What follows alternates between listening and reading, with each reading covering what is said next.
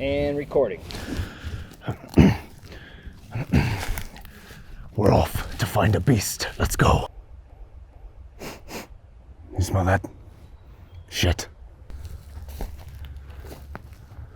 Oh, look. There it is. There it is.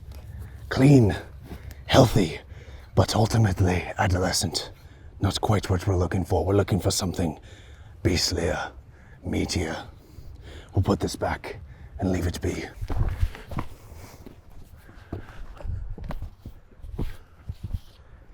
Ah, here it is. This is what we're looking for. This is the right path. It's a few days old, but you can see it's got more options.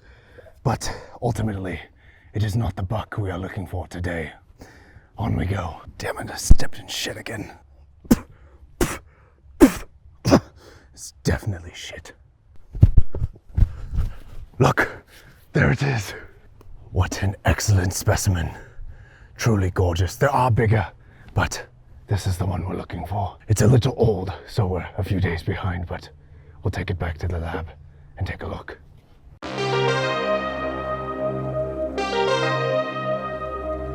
Those intros are so much fun. I want to thank Tyler for both lending me his Vidar for this review and also helping film that. I appreciate it, Tyler. Okay, so this thing, it's a race car. It's kind of singular, purpose-built for one specific kind of action, and it does it really, really well. Now, the Vidar for $700 gets you a couple things. Excellent build quality, very substantial. It's not the biggest, craziest thing, but I think it's, you know, good size for what it does. It's a class AB, like I said. It's got 100 watts into 8 ohms and 200 watts into 4 ohms. And then you can actually run this in a monoblock situation. So it's got 3-pin XLR. If you don't know what monoblocks are, basically you can divide 2 of these to handle 1 channel each. So you'd have 1 for the right channel, 1 for the left channel. And in monoblock, it outputs 400 watts into 8 ohms. And you might be thinking to yourself, well, I've seen lots of crown amplifiers for like half the price that have 400 watts. Even into stereo. And that's true, but this device is sort of designed to bridge the gap between super hi-fi speakers that like start at like $1,000 and just go up from there, and more consumer grade products that you might see, like the SBS in terms of the actual amplification or a crown amplifier. This has pretty high quality components given the price tag that it's at. Now, what Schiit doesn't have for this is a mate. It doesn't have like a DAC or a streamer that you can pair with this that has like volume control and everything like that. Volume control is something that this thing sorely misses, and I wish it did have. Even if you want to pair this with something like a Schiit Modius like this, which would be, you know, a reasonable DAC to pair with this at $200, total system $900. This has tons of inputs and even XLR outputs if you want to run in these in a monoblock situation in the future. But again, no volume control on the output. Now you could build a theoretical system, actually a pretty crazy system, for about $1,400 total. If you wanted to do the Modius for your DAC, the Magnius for your volume control, and adding the Lokius on top of all this, which I don't have, for a multi-band tone control on top of all this. So you could control the physical volume of this whole entire system with the Magnius, and you'd also have a really solid headphone amplifier system.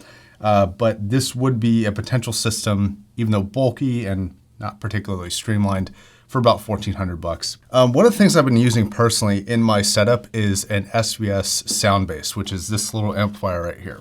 This is about $500. It's a Class D 150 watt amplifier. Now this has a number of inputs and outputs. It's got Bluetooth, it's got coaxial, it's got USB, it's got blah, blah, blah, blah, blah, LAN, Wi-Fi, all that fun stuff. It also has things like volume control, a headphone output, even though it's kind of terrible. But it just does everything I could really want it to, and it's powerful enough and at the right price point that I think it's a legitimate option for somebody like me who's looking for something that kind of does everything in a very small, slim package. And, you know, as you can see, it's quite small. But here's the thing. As an actual just amplifier, it's not as good as something like this, which is the Vidar. So I've been using this with Magnepen LRSs. I've had these LRSs for a long time. I think since February, actually. And they've been kind of burning a hole in my brain about how to review them because they're a difficult speaker to review. They're incredibly dependent on the room. They're incredibly dependent on the amplifier, the setup. It's all very, very important with those things. And one of the things that you basically want to make sure you have enough of is power, but they're transparent enough that you need clean power. Now for sound, I think the name of the game for this thing is just like Power and clarity. This is a pretty good measuring amplifier, and it sounds like it measures well. It sounds very clean. It doesn't seem compressed or over dynamic. It doesn't seem distorted. Everything seems very crispy, very clean, but powerful. So your bass response ends up being really vivid and fast, and your treble response seems transient and well flavored. It doesn't have a particular leaning in terms of timbre. I have this Emotiva amp here too, and it's got this strange top end timbre where things sound very metallic. And this avoids that. It really sounds very natural and transparent and very reminiscent of what I would expect a headphone amplifier to do, which I'm typically much more familiar with. Now, in terms of placement, this one was kind of odd because I was using these with the Magnepan LRSs. I think both of these amplifiers are more than capable of powering those LRSs to be quite loud and quite fulfilled. But what I did notice was the placement difference between these two. And granted, these are not kind of the same caliber devices. I'm just going from what I'm used to something new. This seems a little bit more center focused, whereas this seems a little bit more kind of even spread throughout the entire room, given the same placement. So in terms of what I'm hearing a more even spread of soundstage with the SVS, but a more vocal focused, more center focused presentation with the Vidar. There's still tons of background, tons of soundstage. It sounds very natural, transparent, all that fun stuff. But I felt like the vocalist just took a little bit of a step forward, and it seemed like in comparison, it was a little bit more upfront and out there than the SVS was. And one of the weird things with the LRSs in terms of vocal performance is they have a very big center vocal sound to it. It sounds very large. If you listen to something like an ELAC UB5, you're going to be listening to a vocalist that sounds like it's coming from a baseball or something like that. It sounds very small, slim. It sounds very natural to what an actual vocalist would sound like if you were just listening to them. The LRSs tend to add a little bit more theater and performance to the vocalist. They seem a little bit larger than life, and you go from something like a baseball size to something like a beach ball size. Now, it sounds great. It sounds really good, though you can have a preference on which one you think is more technically correct. I actually prefer the sound of the LRSs actually for vocals, but that's just personal preference. And I felt like the boundaries of the vocalist on the edges of that ball were a little bit better defined. It felt like a higher resolution image on the outer edge of the vocalist. And that made the separation between the foreground and the background stand out even a little bit more. This felt a little bit more vague. I'm not sure if this is the difference between A, B, or D, or a power thing, or a spec thing, or all these different things combined, but I do think that was the biggest difference maker between these two in terms of sound quality was the presentation of the vocalist. Now my SVS Ultra Towers, which are a very bass present speaker, they have a lot of bass. They've got dual 8-inch subs per speaker. The low end felt very substantial. I really, really enjoyed the low end. It felt very linear, very quick. It felt like no matter what the volume level was, the bass dynamics seemed even with the rest of the range, which not all amplifiers can do, especially at low volumes and at extremely high volumes. This felt nuanced but capable. Now on the LRSs, it's not a bass heavy speaker at all. You're getting roll off at 70 hertz. It's not a bassy speaker at all. You have to pair that with a subwoofer. Now I was really curious about this because I've heard some people claim that you're gonna get more bass out of Magnepans if you just provide a ton of power to them.